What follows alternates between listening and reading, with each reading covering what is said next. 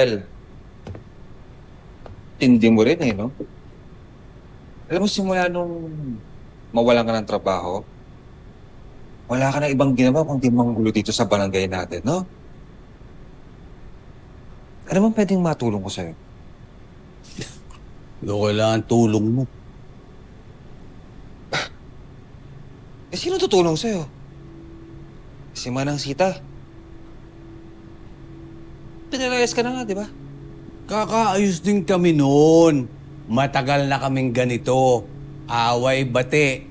Pero sa bandang huli, ako pa rin naman ang asawa niya. Wala siyang magagawa, walang diborsyo dito sa Pilipinas. Kaya no choice siya, ako pa rin. Ah, okay. So, tingin mo hindi ka iiwan ni Manang Sita? Eh, muntik mo nang saksakin yung anak niya sa harapan niya. Di ba?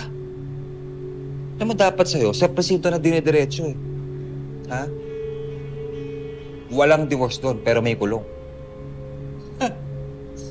Uy! Paldo! Parang ang linis-linis mo, di ba? Dati kang ulupong dito sa barangay.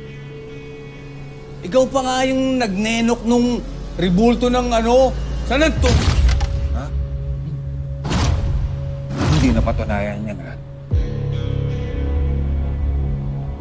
Kung naging pasaway ako nun, nagbago na ako.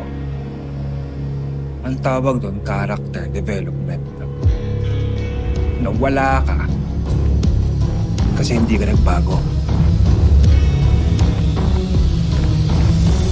Ayan, nakita mo. Siya pa yung pumunta rito. Sinusundo na ako. Susuyuin niya pa ako para bumuwi. Ang kapal din ang mukha mo. Anong susunduin para umuwi? Yan ang mga gamit mo. Huwag ka na magpapakita sa akin at kay Carla, ha? Kakasuhan kita dahil sa ginawa mo sa anak ko. Mabulok ka sa kulungan! Mabulok ka sa kulungan! Sita! Kapal ang mukha mo! Sita!